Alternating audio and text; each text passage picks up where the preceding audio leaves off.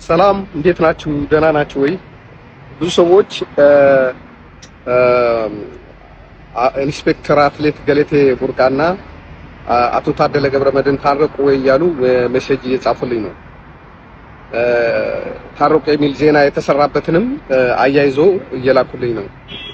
ፓስተር ቸሬ እያስታረቃቸው እንደሆነ የሚያሳይ የሁለቱ ምስል የሚመስል ነገር በአርቲፊሻል ኢንተለጀንት የተሰራ ግን ሪል ያልሆነ ነገር ቀርቦ ያየን ነበረ። በሶሻል ሚዲያ በጣም እየተዛዛረ ነው፣ እየታረቁ ነው እየተባለ። እውነታውን ለማወቅ ለምትፈልጉ አቶ ታደለ እንዳያችሁት በተለያዩ ሚዲያዎች ቀርቦ እሱን ማሳብ አቅርበዋል። ከባድ ድብደባ ደርሶበታል። የአካል ጉዳት፣ አጥንቶቹ እንደተሰነጠቁ፣ ሐኪም ቤት እየተመላለሰ እንደሆነ፣ መቀመጥ እንኳን እንዳልቻለ አሳይቷል። ለደረሰበት ድብደባና በዛን ጊዜ በእጁ ላይ የነበረው መኪናና በራሱ ስም ያለ መኪና ነው መኪናና ፈቃድ ያለው ሽጉጡን ወስዶበት ነበረ።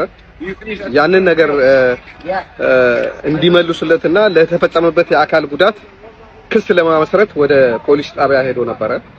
የወንጀሉ ተፈጸመ በተባለበት መጀመሪያ መኪናውን ባቆመበት አካባቢ አካሉ ላይ ጉዳት ከደረሰበት ከወሰዱበት ቦታ ላይ ጀምሮ ያለውን ነገር በዝርዝር ጽፎ ለመምሪያ የፖሊስ መምሪያ አቤቱታ ሲያቀርብ አልተቀበሉትም። ክፍለ ከተማም አልተቀበሉትም። በአካባቢ ያለው ፖሊስ ጣቢያም አልተቀበለውም።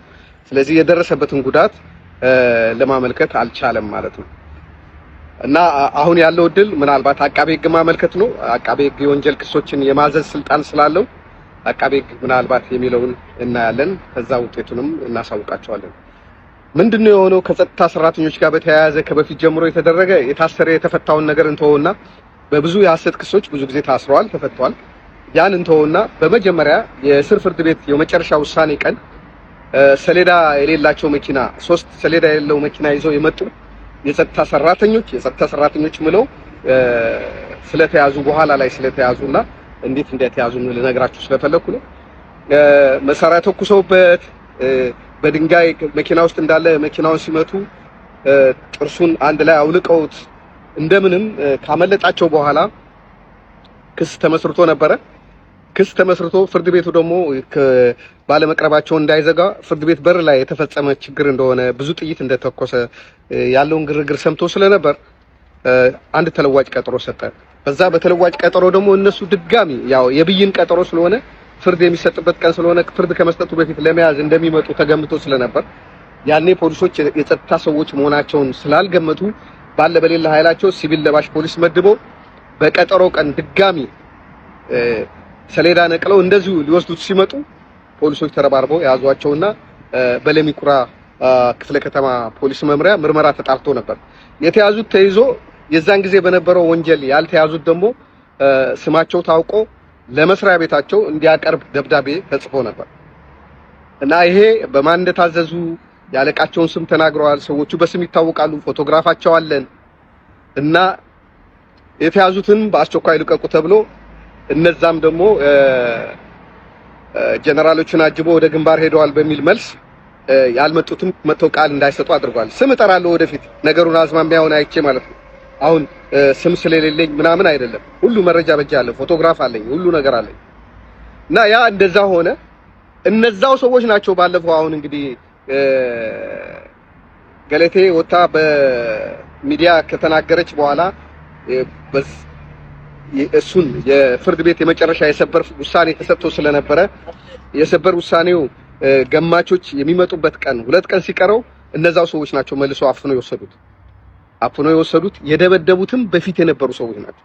ራሳቸው አካሉ ላይ ጉዳት ያደረሱበት እነዛው ሰዎች ናቸው። ስለዚህ ሂደቱ ወዴት እየሄደ እንደሆነ የማን እጅ እንዳለበት ህዝቡ ቢያውቀው ጥሩ ነው። ምክንያቱም በአንድ ሀገር ውስጥ ህግ አለ ሲባል የቡድን ህግም የግለሰብም ህግም መከበር አለበት። ማንም ሰው በህግ ፊት እኩል ነው የሚለውን የህግ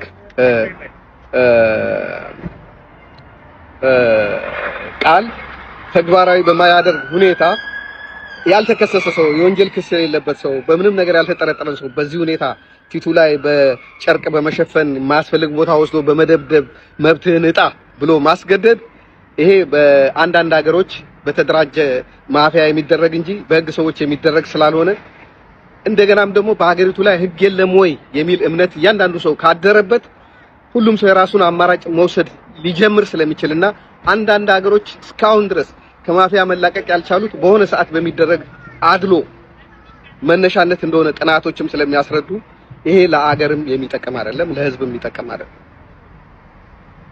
የመንግስት አካል ስልጡን የሚባል የመንግስት አስተዳደር በፍርድ ቤት ነው ሂደቶችን የሚያስኬደው።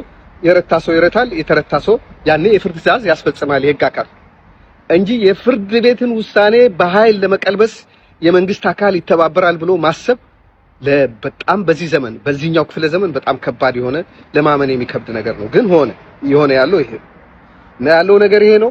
ልጁ ለህይወቱ በጣም አደገኛ ሁኔታ ላይ ነው ያለው እና ይሄ ታረቁ ተብሎ የሚታየው በአርቲፊሻል ኢንተለጀንስ የተሰሩ ፎቶዎች እንጂ እነሱ እንዳልሆኑ በዚህ እንድታውቁ እንደጠየቃችሁን ሰዎች ለማስረዳት ነው። ሂደቱ በዚህ ነው ያለው። ሁሉ ነገር እጄ ላይ ያለ ብያቸዋለሁ። የገለቴ አሜሪካን ሀገር ያለው የሸጠችው ቤቷ የሱ ጠቅላላ ገንዘቡ፣ ስሟ፣ የቤቱ ካርታ፣ የቤቱ ያለበት ሁኔታ ሁሉ ነገር አለኝ። ሁሉንም በሂደት ልገልጻቸው ይችላሉ፣ ላሳይ ይችላሉ። የሌለኝን ነገር አላወራም። ነገ ማፍርበትን ነገር አልናገርም እና ያለው ሂደት እዚህ ላይ ነው ያለው። ምናልባት እንደ ህዝብም አንዳንድ ደግሞ ለእውነት የቆሙ የመንግስት ሰዎችም ካሉ ይሄን ነገር ትኩረት ቢሰጡት መልካም ነው። ህግ የሚገመገመው በአንድ ሰው ደረጃ ነው። ይሄ ለህግ ትምህርት ቤቶች፣ ለዩኒቨርሲቲዎች ለጥናት በሚሆን ደረጃ እየተሰራ ያለው ነገር በአንዳንድ ሀገሮች ህግ እንዴት እንደሚሰራ የፍርድ ቤት ውሳኔ እንዴት እንደሚቀለበስ በሚያስተምር ደረጃ ለዩኒቨርሲቲዎች መማሪያ የሚሆን ነገር ነው እየተደረገ ያለው። ያ ደግሞ ሁሉ ዶክመንት አለን፣ እናስተረጉማለን፣ እያስተረጎምንም ነው። ማየት ላለባቸው አካላት ሁሉ ያዩታል። ይሄን ከማድረጋችንም በፊት ግን ህዝቡ ምን ደረጃ ላይ እንዳለ የማወቅ ጉጉት ስላለው እዚህ ደረጃ ላይ ነው ያለው ለማለት ፈልጌ ነው። ለምንድን ነው የምትናገረው ዝም በል የሚሉኝ ሰዎች አሉ። እኔ ግን ግዴታዬ ነው ይሄን ነገር ከዚህ በላይ ማቆቅ የለም። ስለዚህ የማቆን ነገር የመንገር የመግለጥ ግዴታዬ ነው። የቤተሰቤ ጉዳይ ነው። እናገራለሁ። ማልናገረው በፍትህ ከሆነ ብቻ ነው። ወደ ፍትህ ከዞረ ነገሮች በፍትህ የሚካሄዱ ከሆነ አዎ፣ ካልሆነ ግን የግድ መናገር አለብኝ። መናገር የምችለው እኔ ነኝ። ስላዳመጣችሁኝ አመሰግናለሁ። እግዚአብሔር ይስጥልኝ። ለሚመጡ ስድቦች ለሚመጡ እንትኖች ሁሉ ቆዳዬ በጣም የተዘጋጀ ነው። ለዛ አትጨነቁ።